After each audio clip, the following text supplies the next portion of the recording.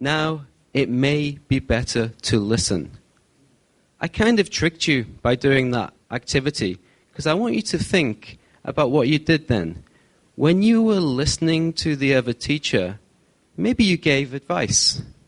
Maybe you wanted to give advice. Maybe you were secretly judging that teacher. I wouldn't do that.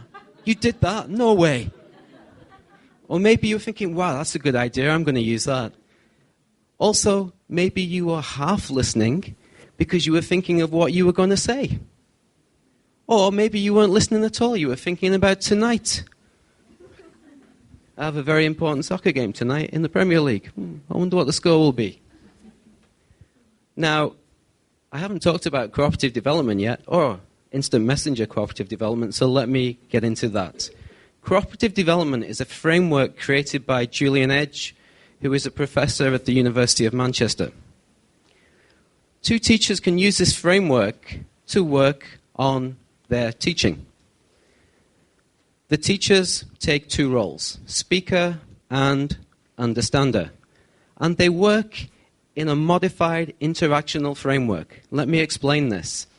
The speaker is given the freedom to speak. Absolute freedom, absolute control of the floor. The speaker, in one session or maybe over two sessions, will hopefully move through a journey by articulating our thoughts so that somebody else can understand them. It may increase our awareness. Through heightened awareness, we may discover something new about our teaching. Through this discovery, we may then make a plan of action for the classroom. This is like action research, isn't it? You identify a problem, you reflect on it, you hypothesize, you plan an intervention, you do the intervention, then you evaluate it. So this is one way of going through the action research cycle. What about the understander? What does the understander do? Now, the understander supports the speaker's journey. The understander uses several interactional skills. First of all, attending. The understander will find a way of working with the speaker so the speaker feels absolutely listened to. If you're sat there like this, maybe you don't feel listened to. So it's about body language. Reflecting is the most important tool of the understander. As the speaker develops his or her thoughts about teaching, the understander will reflect back what the speaker has said, like a warm, selective tape recorder, capturing the essence of the speaker's thoughts. Now, the understander can use thematizing and challenging. Thematizing, the understander can bring to the attention thematic links that the speaker may have not noticed.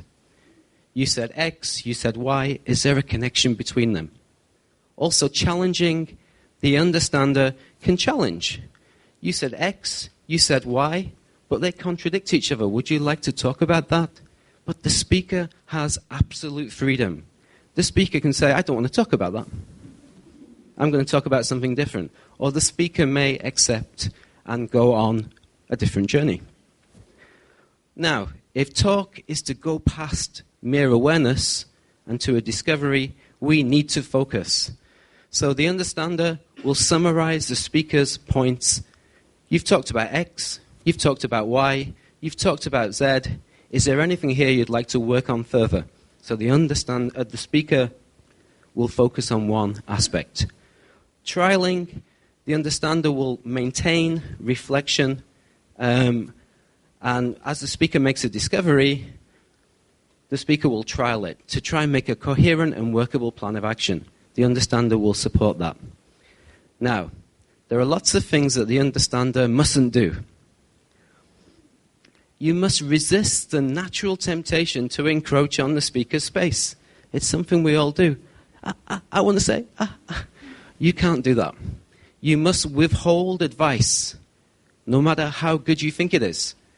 You must withhold your judgment, your own experiences. You must try and see things from the speaker's perspective. The speaker is selfish. He or she has complete control of the floor. The understander is selfless. It's listening to help the speaker. And then you kind of switch the roles so it evens out. However, when I was doing face-to-face cooperative development, I used to take a 45-minute train journey there and a 45-minute train journey back just to meet my speaker or understander and talk. Very difficult. Very difficult to find the time. I felt isolated. So this is when I came up with the idea of using instant messenger to adapt the framework so that you can use it online, anywhere, with anybody around the world.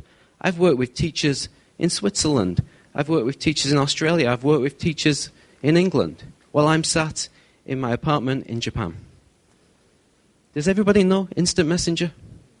Yeah? No? Okay. Very briefly. You download MSN Messenger. It's free. I'm not here to support Microsoft, but there you go. You add contacts by adding someone's email address. And you can see here their contacts, their contact list. If a contact is online, you have this green iconic figure. You click on it, which brings up a chat window. Now, I talked about attending, making the speaker feel listened to. How can you do that online? Well, it's been argued that you can create an illusion of social presence online, and MSN does this. First of all, you have a picture of the person, and they can see your picture. Secondly, you get real-time responses. As I type my message and press enter, you can then respond to it. Also, on the bottom of the chat window, it will tell me that you are writing a message. My friend Michael, who's done the IMCD with me, Michael is writing a message. Oh, okay, then I'll wait.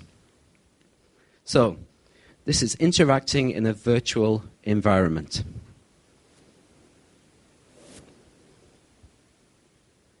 I'd like to talk about a session that I did last year in which, as speaker, I went through the stages of awareness, discovery, and action. It's a nice session. Sometimes it doesn't work like that. You don't get that far. But in this session, it actually happened. Now, I want you to read everything. No, only joking. I just want to show you authentic IMCD text as it happens, as it unfolds in real time. Andy is the speaker.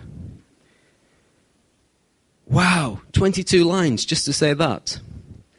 One way of helping the understander online is to regularly click the send button, as it facilitates the understander's reading of what you're saying. To help with turn taking, so that you avoid overlapping turns, we have what's called a turn change signal. Line 22 at the very bottom just says OK. When you type OK and send, that is a message to the understander that the understander can take the floor. The understander cannot take the floor at any other time. Here, as speaker, I'm talking about a problem that I had with a class where I had 3 students and it was a mixed level. One student had joined the class, but she was a lot lower than the other students. So this was my problem.